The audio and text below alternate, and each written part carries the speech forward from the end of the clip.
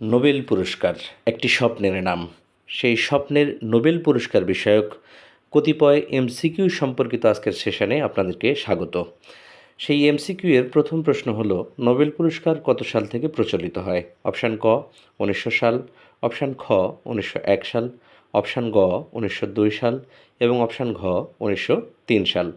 এই প্রশ্নের সঠিক উত্তর হলো অপশান খ ১৯০১ সাল।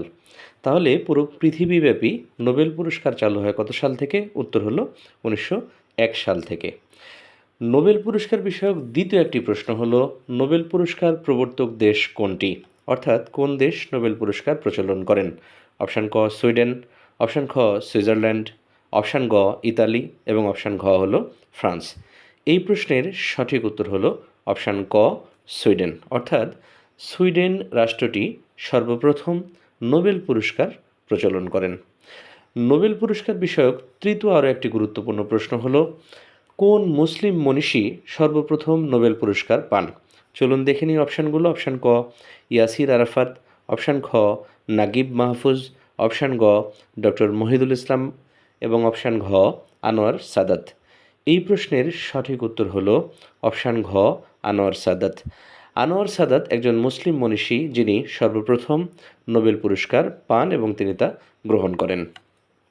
নোবেল পুরস্কার বিষয়ক আরও যে প্রশ্নটি আমরা জানব সেটি হলো, কোন মুসলিম নারী সর্বপ্রথম নোবেল শান্তি পুরস্কার পান?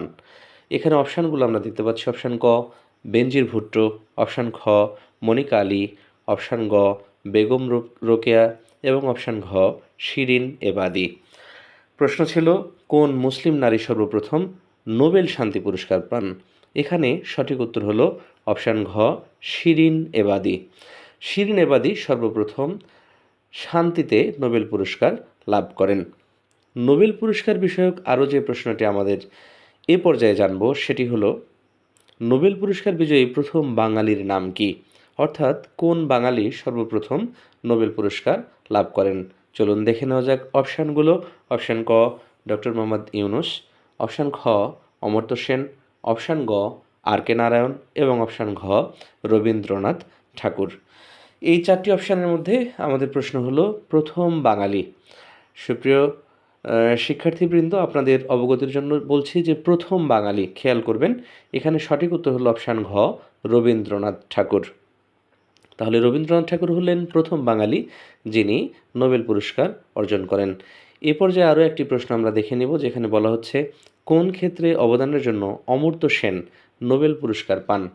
এখানে আমরা অপশানগুলো দেখতে পাচ্ছি। অপশান ক উন্নয়ন অর্থনীতি, অপশান খ কল্যাণ অর্থনীতি, অপশান গ বাণিজ্য অর্থনীতি এবং অপশান ঘ মজুরি তত্ত্ব। এই প্রশ্নের সঠিক উত্তর হলো অমর্ত্য সেন, যিনি ভারতীয় বংশোদ্ভূত এবং ভারতীয় নাগরিক, যিনি নোবেল পুরস্কার লাভ করেন। তিনি কল্যাণ অর্থনীতির জন্য, অর্থাৎ সঠিক উত্তর হলো খ কল্যাণ অর্থনীতির জন্য অমর্ত্য সেন নোবেল পুরস্কার লাভ করেন। সুপ্রিয় সুধী, এই ছিল আজকের আমাদের এই ক্ষুদ্র আয়োজনে। আপনারা যে যেখানেই থাকুন, ভালো থাকুন, সুস্থ থাকুন। লাইক, কমেন্ট, শেয়ার ও সাবস্ক্রাইব করার মাধ্যমে আপনারা আমাদের সাথেই থাকুন। ধন্যবাদ সবাইকে।